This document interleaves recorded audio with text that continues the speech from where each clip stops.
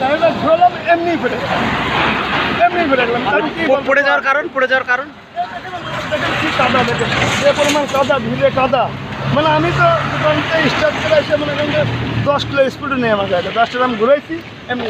10 kilo আমরা মনে হয় 15 কিলোমিটার জায়গা থেকে বেগে আসছি। আমরা ঢাকা থেকে আসছি প্রায় ধরেন 200 কিলোমিটার হচ্ছে যে জায়গাতে আসছি।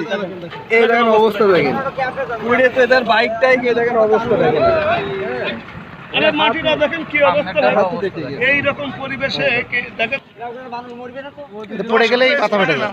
15 মনে হয় স্পিডে আসছে, 15। আর হেলমেটটা থাকি তার কিছু বলবে না, হেলমেটও ভেঙে গেছে ভাই, হেলমেটটাও ভেঙে গেছে। আপনারা এখন অবস্থান করছেন কোথায়? আমরা এখন অবস্থান করছি হচ্ছে হাটগোপালপুর বাজারে, একদম মেন যে বিটটা আছে মানে বিডের উপরে আর কি আমরা আছি। তো আমরা মনে হয় 10-15 স্পিডে গাড়ি চলছিল আর কি বিডের পাশে। এবং যে অবস্থা রোডের ট্রাক যাচ্ছে যেভাবে, আসলে কি বলবো যে আগুন ধরে দে।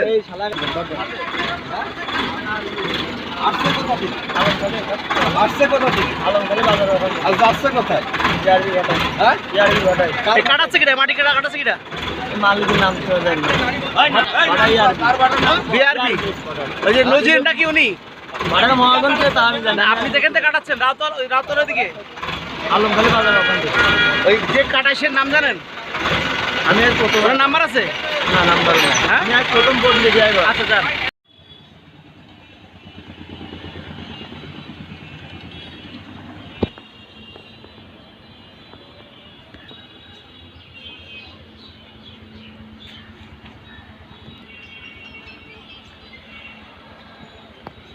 আসসালামু আলাইকুম।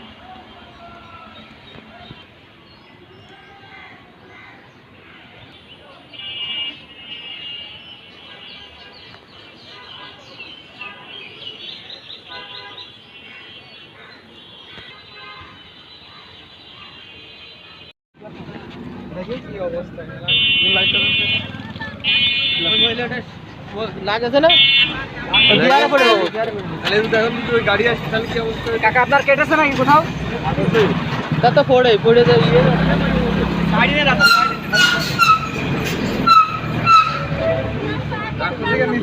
আমরা বললাম না সপ্তাহে যান আপনারা। না পাইছো সপ্তাহে যাচ্ছে, কিন্তু এখানে যে কাদা, কাদার জন্য পড়ে গেছে। হ্যাঁ কাদার কারণে পড়ে গেছে। হ্যাঁ আমরা পড়ে গেছি।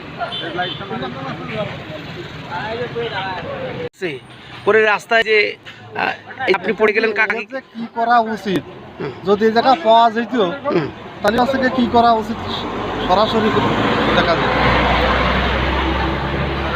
মেন রাস্তা থেকে বাড়ি যাচ্ছে। বাড়ি কোথায়? বাড়ি আমার চাপড়ি।